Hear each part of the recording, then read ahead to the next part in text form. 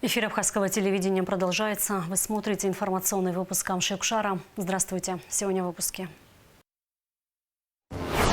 Борьба с наркоманией, ситуация с ДТП и расследование громких дел. В Народном собрании прошла встреча с министром внутренних дел Робертом Киут.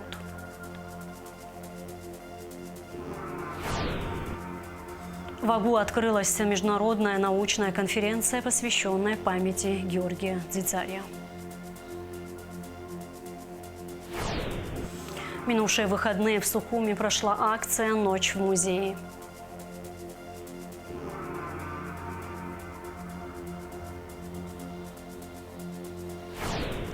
В Гале при полном аншлаге состоялся первый сольный концерт ансамбля «Марзакан».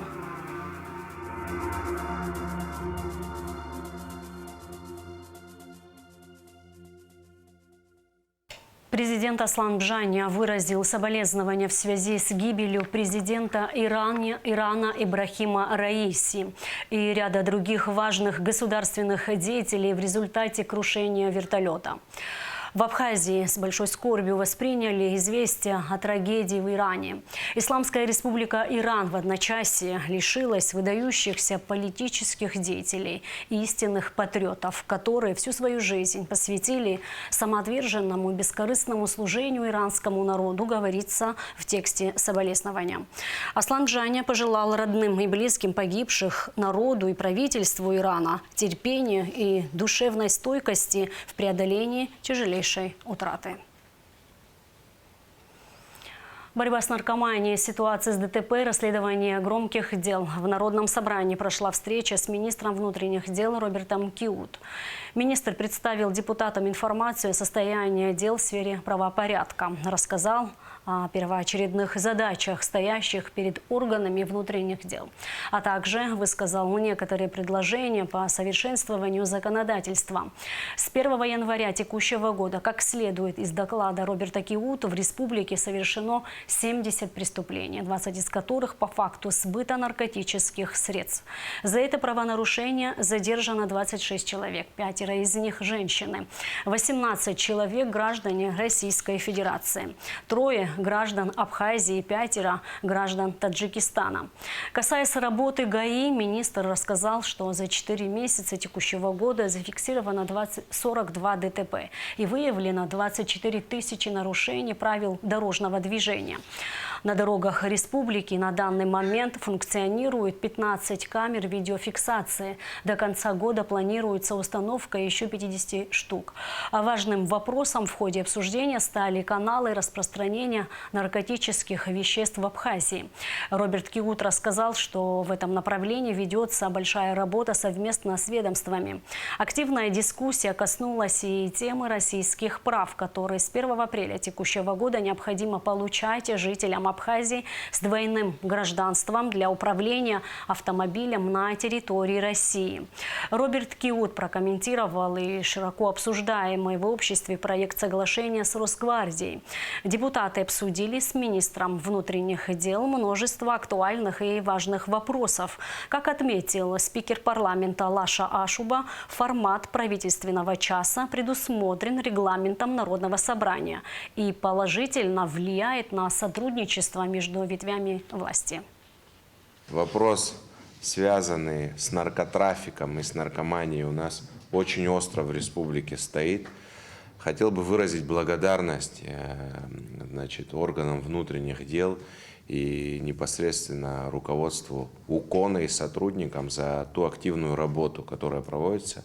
Это не один отмечает, многие отмечают, но проблема остается масштабной по сей день. Со своей стороны готовы оказывать всяческое содействие. Репортаж со встречи министра внутренних дел Роберта Киут с депутатами Народного собрания смотрите сегодня в нашей программе. В Агу открылась международная научная конференция, посвященная памяти Георгия Дзидзария. Организатором мероприятия являются Абхазский государственный университет, Госкомитет по репатриации, Абхазский институт гуманитарных исследований имени Дмитрия Гулия, Общественная палата России. Репортаж Лауры Капш. «Кавказская война. Уроки истории и современность». Так называется международная научная конференция, приуроченная к 160-летию окончания Кавказской войны, посвященная памяти выдающегося историка, кавказоведа, ученого Георгия Дзидзария. Я уверен в том, что эта конференция сегодняшняя, она даст импульс многим руководителям различных государств, в том числе и входящим в состав Российской Федерации. Мысль, каждое слово относительно той Кавказской войны должно строиться на следующем, он сказал. Когда говорится о махаджирском движении, то имеется в виду не только выселение части народа Кавказа в Османскую империю, но и ее стремление вернуться на родину, то есть обратная эмиграция. Все ли мы делаем для этого? И все ли делают наши махаджиры, потомки махаджиров? Хронология событий Кавказской войны, причины и последствия переселения, опыт осмысления в контексте современных вызовов, основные события войны. В рамках конференции прозвучат доклады, отражающие все стороны Кавказской войны. По мнению участников мероприятия, данная конференция очень важна для объективного понимания Кавказской войны и ее последствий для народов Кавказа, России и бывшей Османской империи. Я хочу поблагодарить всех присутствующих.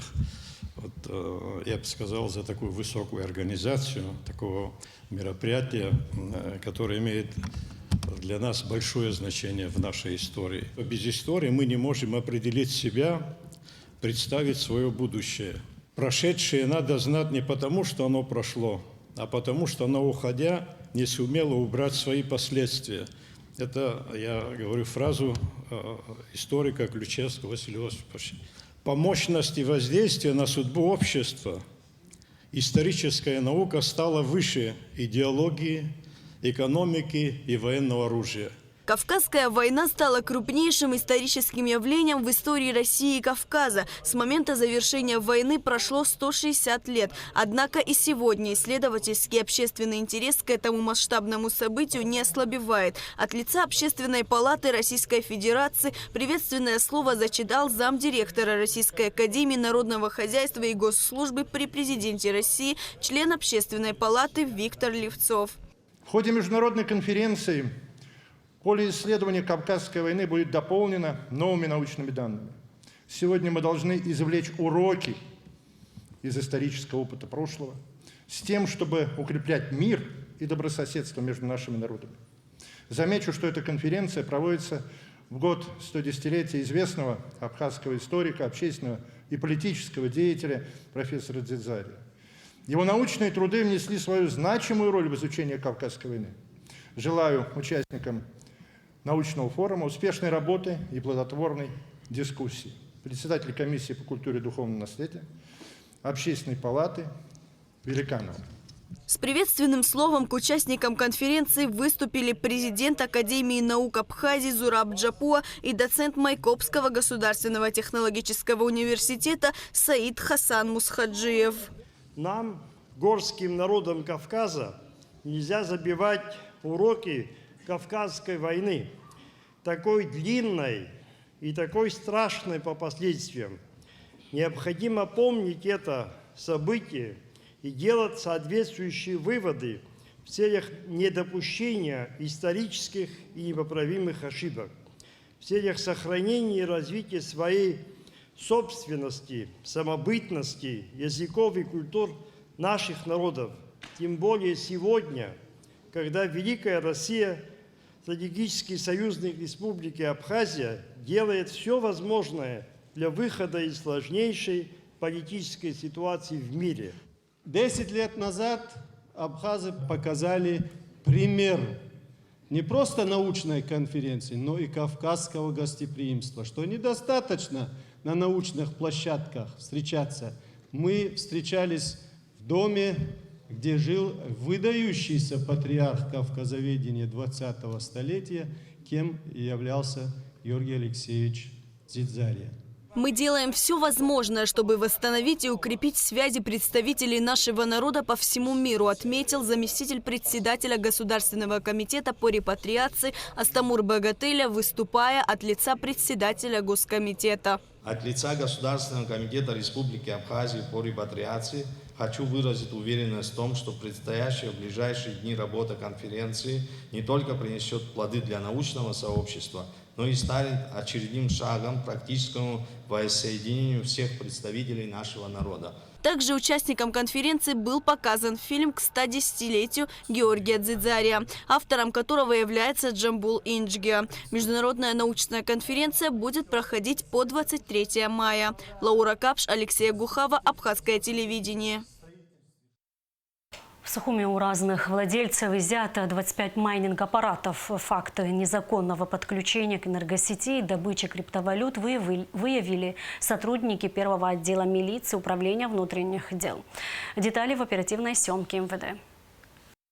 В результате проведенных мероприятий по выявлению незаконных подключений к электросети и добыче криптовалюты в городе Сухум участковыми уполномоченными милиции общественной безопасности первого отдела столичного УВД при обследовании приусадебного участка домовладения по улице Арцах в складском помещении были обнаружены 4 майнинг-аппарата, принадлежащие Ахба Денису Раминовичу. В подвальном помещении третьего подъезда дома номер 20 по улице Эшба изъято еще 2 аппарата по добыче криптовалют. Владелец Джопа Мимоза Нуриевна. 19 аппаратов, принадлежащие Бажан Илоне Юрьевне. Сотрудниками первого отдела милиции УВД по городу Сухум были обнаружены в помещении ремонтной мастерской в доме номер 15 по улице Шапсукская. Все оборудование изъято. Минувшие выходные в Сухуми прошла акция «Ночь в музее». Акция приурочена к Международному дню музеев, который отмечается 18 мая. В столице свои двери до поздней ночи открыли Абхазский государственный музей, музей боевой славы, дом-музей Дмитрия Гуля и музей денег Национального банка. Уляна Рожкова была среди тех, кто воспользовался возможностью и посетил интересные экспозиции.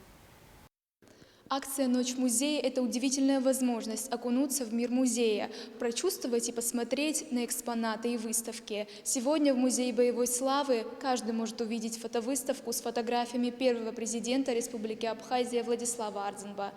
Основная цель культурной акции «Ночь в музее» – показать возможности и потенциал современных музеев, привлечь самую широкую аудиторию к музейному наследию и сохранить историческую память. Акцию в Абхазии начали проводить по инициативе Государственного музея боевой славы в 2015 году. На этот раз музей открыл свои двери в 12 дня, и до поздней ночи все желающие могли увидеть 2 фотовыставки ко дню рождения первого президента Абхазии Владислава Ардзинба и в честь первого министра обороны Владимира Аржба. Все еще открыта выставка памяти ветерана Великой Отечественной войны Екатерины Синявской. Мы не проводим ночью, а проводим днем. И мы создаем обычно программы, которые мы там приглашаем людей.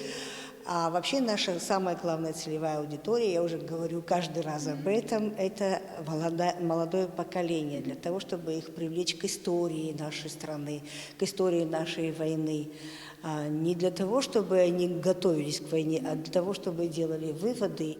Абхазский государственный музей представил посетителям новый зал, посвященный Александру Чачба-Шервашидзе. В экспозиции под названием «Я бы охотно приехал на родину» были показаны его личные вещи и работы – кисти, портреты, графика и пейзажи. Это событие не оставляет без положительных эмоций. Множество людей пришли посмотреть на то, что уцелело после пожара в Национальной галерее. Конечно же, посетителям музея было интересно пройтись и по другим залам и посмотреть на другие постоянные выставки. Большая часть жанровых картин художника Александра Чачба-Шервашидзе связана с таинственной жизнью театра. Для художника не было мелочей, недостойных внимания.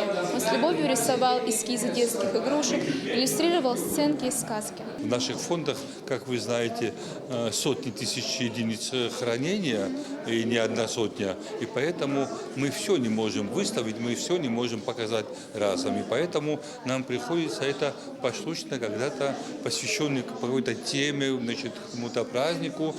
И, соответственно, наши специалисты, работники нашего музея, так планируют, пишут, создают и делают экспозиции, к чему вот к сегодняшнему дню, как видите, у нас мы выставили вот именно вещи личные великого нашего художника Александра Чачпа. Вот. И, конечно, они хранились у нас, значит, давно, но она стала актуальна. Она всегда была актуальной, но всегда все-таки она стала актуальной после этого пожара, когда все его работы, которые хранились в Абхазии, все они были, к сожалению, уничтожены. Поэтому мы сегодня хотим хотя бы немножечко поднять настроение нашего народа. А в литературно-мемориальном музее Дмитрия Гулия официальная программа началась в 7 часов вечера. Школьники читали стихотворения патриарха абхазской литературы. Для посетителей были организованы экскурсии группами не больше 5 человек. Приходили родители с детьми, ведь молодое поколение должно знать свою историю.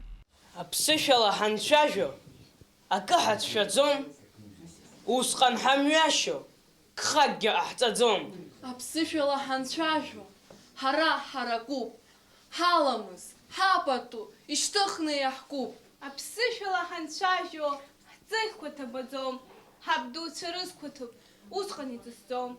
Апсышала ханчажо, хаккоразуб, яхнахыг нахуб, амшризбшуб. Каждый год в этот день музей посещают большое количество не только жителей столицы, но и гостей нашей страны. Это отличный повод провести время с семьей, используя для себя, узнать что-то новое и интересное. Ульяна Рожкова, Михаил Братухин, Абхазское телевидение. Когда каждая нота попадает в сердце, в Гале при полном аншлаге состоялся первый сольный концерт инструментально-фольклорного ансамбля «Мырзакан». Артисты коллектива не только играют на всех абхазских музыкальных инструментах, но танцуют и поют абхазские народные эстрадные песни. Ведь главная их цель – прославлять многогранную культуру Абхазии. На концерте побывала наша съемочная группа. Репортаж Гугут Севардания.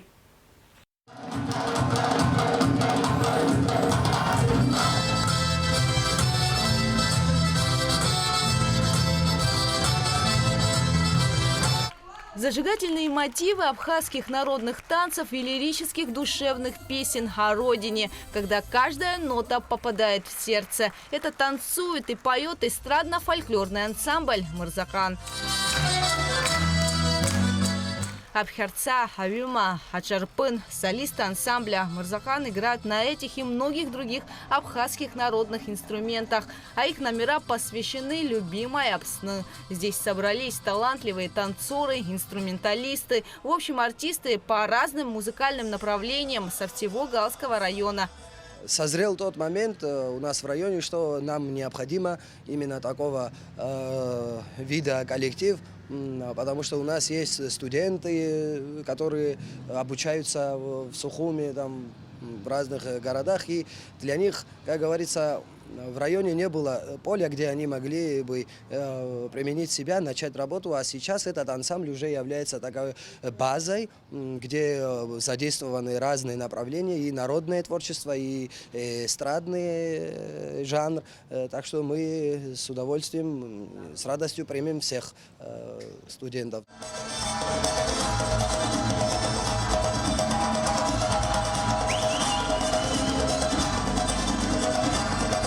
«Мырзакан» был создан в начале 2024 года по инициативе музыканта Ираклия Джумутия и с первого дня радует зрителей своим звучанием. В этом же 2024 ансамбль получил поддержку от государства. Бюджетный коллектив, за что хочется об этом сказать пару слов и выразить слова благодарности администрации нашего района в лице Константина Эдуардовича, что поддержали именно этот коллектив и профинансировали. Он состоит из взрослых участников. Там, это не детский, это уже взрослый коллектив, который при районном отделе культуры уже, как говорится, бюджетные, с зарплатами. Практически все артисты ансамбля – выпускники Государственного училища культуры и музучилища имени Чичба. Помимо народного творчества в коллективе представлена абхазская эстрада.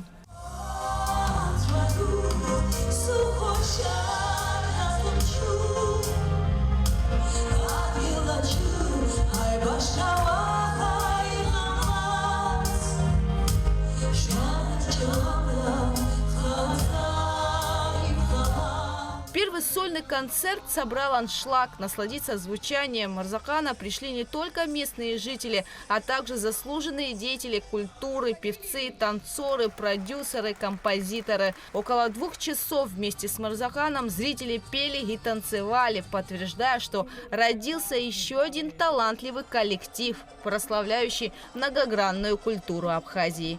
Гугут Савардания, Михаил Братухин, Абхазское телевидение.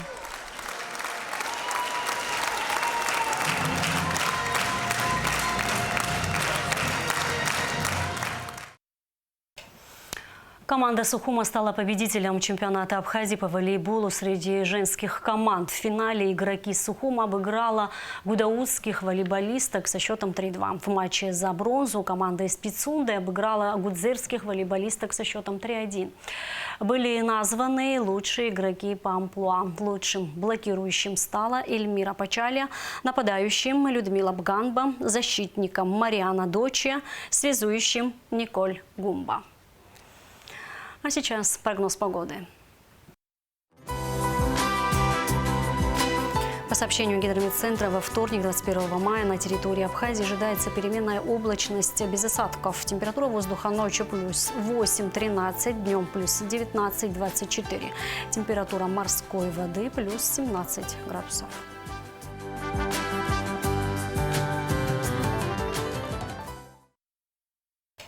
На этом наш выпуск завершен. Всего вам доброго и до встречи в эфире.